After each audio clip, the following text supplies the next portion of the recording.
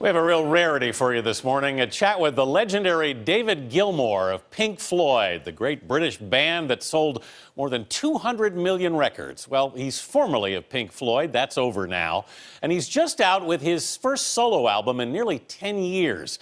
Gilmour had never done an in-depth interview for U.S. television until now, and I traveled to England to speak with him.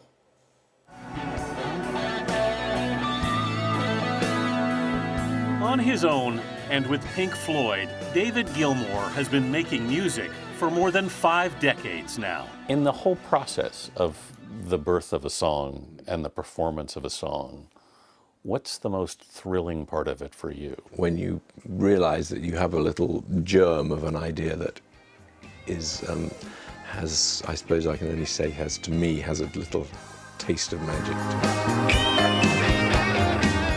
There are lots of exciting bits. The first time you hear one of your tracks on the radio. That still thrills you? Well, you know, you have this idea that there are millions, literally, of people listening to it at the same time as you, and that little strange telepathy of feeling that you're sharing something live with all those people. Whatever it takes to break, gotta do it. With his first solo album in 9 years, Gilmour's music is floating out over the airwaves again. Rattle That Lock was recorded mainly in his home studio. How does it work when you start writing? Mostly I have recorded a track, a song, without words. It's the San Francisco of England. Gilmour, who lives in the English seaside town of Hove, then shares his music with his wife, the British novelist Polly Sampson, who for 20 years now has written most of his lyrics. And then where do you go with that? I walk for miles with it on repeat in my headphones.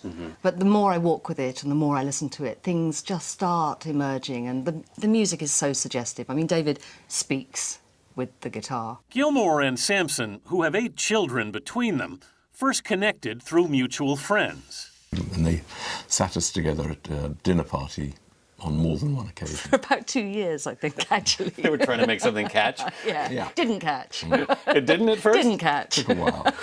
So what finally did catch? He needed a lyricist. Gilmour first asked Sampson to write for Pink Floyd's 1994 album, The Division Bell. But she wanted to do it anonymously. You didn't want your name on... No, I didn't really want to stick my head above the parapet at all. Why not? Don't you know?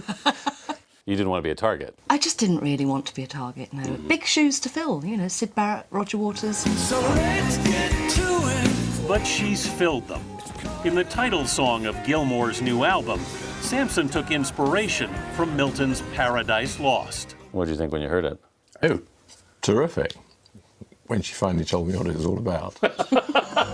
Something I never knew. Another song, A Boat Lies Waiting, emerged as a tribute to Pink Floyd keyboardist Rick Wright, who died in 2008. You know, we've missed Rick as a friend and as a person, but I think it was at that point that you realised exactly what you'd lost in terms of music.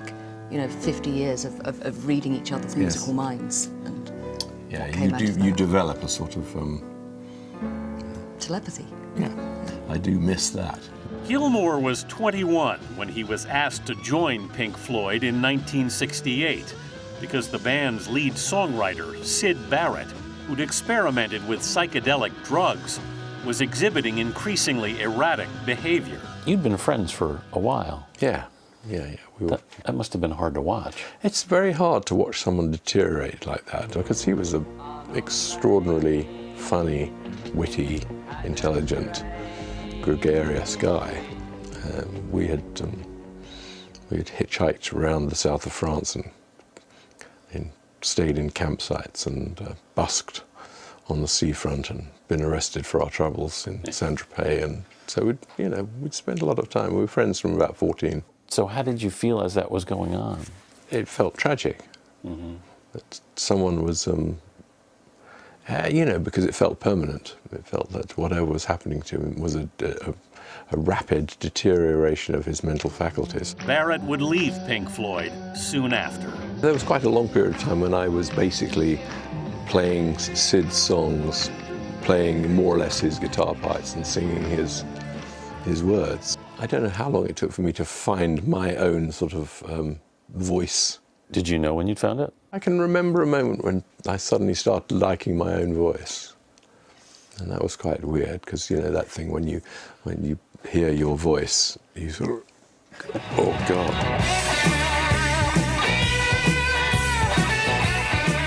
Gilmour went on to become one of rock's most acclaimed guitarists, ranked number 14 on Rolling Stone's list of the all-time greats.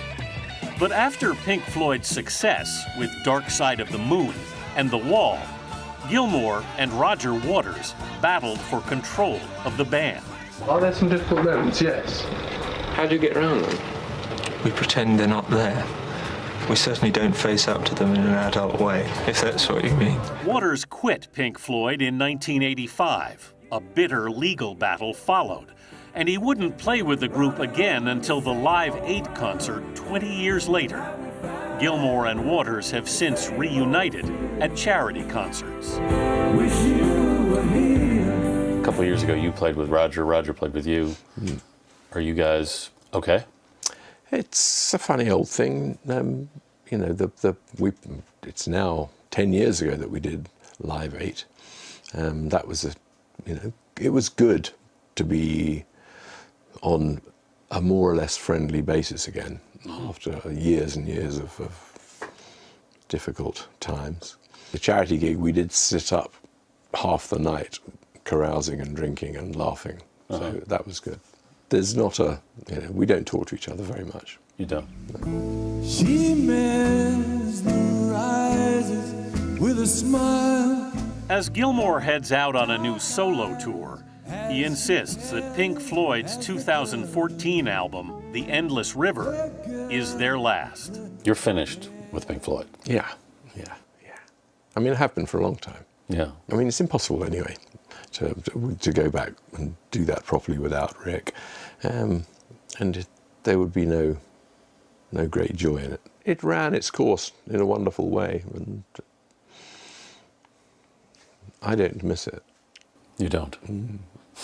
Not 1 minute. Gilmour's tour will arrive in the U.S. next year. It includes 2 nights each at the Hollywood Bowl and Madison Square Garden right here in New York. So interesting to hear about he and his wife. Yeah, it's a very interesting collaboration. He's kidding when he says, once she told me what the lyrics meant. No, he's not, I don't think. Really? No. Well, he's, it's a complex relationship in that, as she said, she was very nervous in the beginning because people were going to compare her to Pink Floyd writers, and that was scary. And at first, I think she wanted to make sure she was being his voice and not her own, but she's become more confident, and she now shares her own voice. I don't know with 8 kids how she finds time to listen to music. They actually these take long turns walks. while she writes and he writes.